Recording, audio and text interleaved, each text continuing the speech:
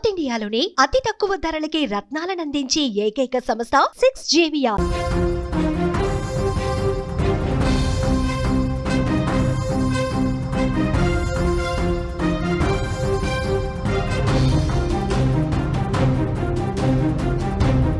Trump plan fail అయిపోయింది.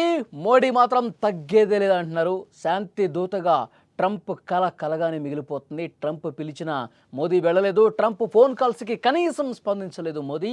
శ్వేత సౌధం మోడీపై trade war చేస్తోంది. Quad మీటింగ్కు Trump డుమ్మా కొట్టబోతున్నట్టుగా తెలుస్తోంది. అమెరికా భారత్ బంధానికి ట్రంప్ చిక్కులు ఏర్పడ్డాయి. ప్రపంచ వేదిక మీద భారత్ అమెరికా సంబంధాలు ఎప్పుడూ కీలకమే. కానీ గత కొంతకాలంగా ఈ స్నేహ బంధంలో కొన్ని విభేదాలు తలెత్తుతున్నాయి. దీనికి కారణం మరెవరూ కాదు, అమెరికా అధ్యక్షుడు ట్రంప్. ప్రపంచ శాంతి దూతగా పేరు తెచ్చుకోవాలన్న కోరికతో ఆయన చేసిన ప్రయత్నాలు ప్రధాని నరేంద్ర మోదీ ముందు పారలా. దీంతో ట్రంప్ అహం దెబ్బతింది. భారత్తో సంబంధాలు దెబ్బతీయాలని లక్ష్యంగా పెట్టుకున్నారు. ఈ క్రమంలోనే పాకిస్తాన్ను చంకనెక్కించుకున్నారు. ఈ కీలక విషయాన్ని కొన్నాళ్ల క్రితం ఓ జర్మన్ పత్రిక బయటపెట్టగా తాజాగా న్యూయార్క్ టైమ్స్ పత్రిక కూడా ధృవీకరించినట్లుగా కథనాలు ప్రచురించింది. గత జూన్లో ప్రధాని మోదీ G7 సదస్సు కోసం కెనడాకి వెళ్ళారు. మోదీ అక్కడికి చేరుకునే సమయానికే ట్రంప్ అమెరికాకి వెళ్ళిపోయారు. ఆ తర్వాత మోదీకి వాషింగ్టన్ రావాలని ట్రంప్ నుంచి ఫోన్ కాల్ వచ్చింది. కానీ క్రొయేషియా పర్యటన ఉండటంతో మోదీ సున్నితంగా ఈ ఆహ్వానాన్ని తిరస్కరించారు. అయితే దీని వెనుక మరో వ్యూహం ఉన్నట్లు వార్తలు వచ్చాయి. అప్పటికే పాక్ ఆర్మీ చీఫ్ మునీర్ అమెరికాలో ఉన్నాడు. మోదీని కూడా పిలిపించి ముగ్గురు కలిసి ఫోటో తీయాలని ట్రంప్ అనుకున్నారట. అయితే ఈ విషయం మోదీకి నచ్చకపోవడంతో ఆయన అక్కడికి వెళ్ళలేదు. ఆనాటి నుంచే ఇరు దేశాల సంబంధాలు దెబ్బతినటం మొదలయ్యాయి. ట్రంప్ పదే పదే ఫోన్ చేసినా మోదీ వైపు నుంచి కనీసం స్పందన లేదు. దీనికి కారణం ట్రంప్ తన సొంత సోషల్ మీడియా ట్రూత్లో ఇష్టారీతిన పోస్టులు పెట్టడమే. ఫోన్ సంభాషణల వివరాలను కూడా ట్రంప్ ఇష్టానుసారం రాస్తే ఇబ్బందులు వస్తాయని మోదీ కార్యవర్గం భావించిందని న్యూయార్క్ టైమ్స్ పేర్కొంది. అందుకే ఆయన కాల్స్కు మోదీ స్పందించడం మానేశారు. ట్రంప్ తన ఆత్రం కారణంగా చాలా ఇబ్బందులు పడ్డారు. భారత్ పాకిస్తాన్ మధ్య కాల్పుల విరమణ జరగబోతోందని సోషల్ మీడియాలో ముందే ప్రకటించి సంచలనం రేపారు.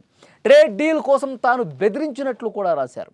ఈ పోస్టుతో మోదీ సర్కార్ ఇబ్బందులు పడింది. అయినప్పటికీ ట్రంప్ తానే రాజీ చేసినట్లు ప్రకటనలు చేసుకున్నారు. అమెరికా ఫైనాన్షియల్ సంస్థ జెఫరీస్ కూడా ఇదే వాదన ముందుకు తెచ్చింది.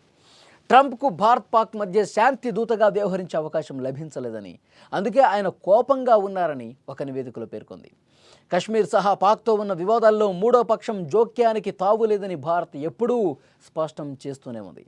ఈ విషయం తెలిసినా టారిఫ్ల పేరుతో బెదిరించి సైనిక ఘర్షణను ఆపినట్లు ట్రంప్ ప్రచారం చేసుకుంటున్నారని జెఫరీస్ పేర్కొంది. ముఖ్యంగా ఈ ఏడాది చివరిలో భారత్లో జరగనున్న క్వాడ్ సదస్సుకు అమెరికా అధ్యక్షుడు ట్రంప్ హాజరయ్యే అవకాశం లేదని న్యూయార్క్ టైమ్స్ పేర్కొంది. క్వాడ్ అంటే భారత్, అమెరికా, జపాన్, ఆస్ట్రేలియా దేశాలు. ఈ దేశాల కూటమి ఇండో పసిఫిక్ దేశాలకు సంబంధించి ఏవైతే ఆ ప్రాంతంలో ఉన్నటువంటి శాంతి కావచ్చు, భద్రత కావచ్చు, సుస్థిరత, సమగ్రాభివృద్ధి కోసం ఈ కూటమి పనిచేస్తుంది.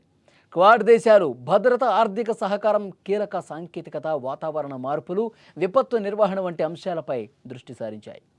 కానీ భారత్ అమెరికా మధ్య ట్రంప్ కారణంగా ఏర్పడ్డ ఉద్రిక్తతలు క్వాడ్ కూటమిపై కూడా ప్రభావం చూపే అవకాశం ఉందని విశ్లేషకులు భావిస్తున్నారు.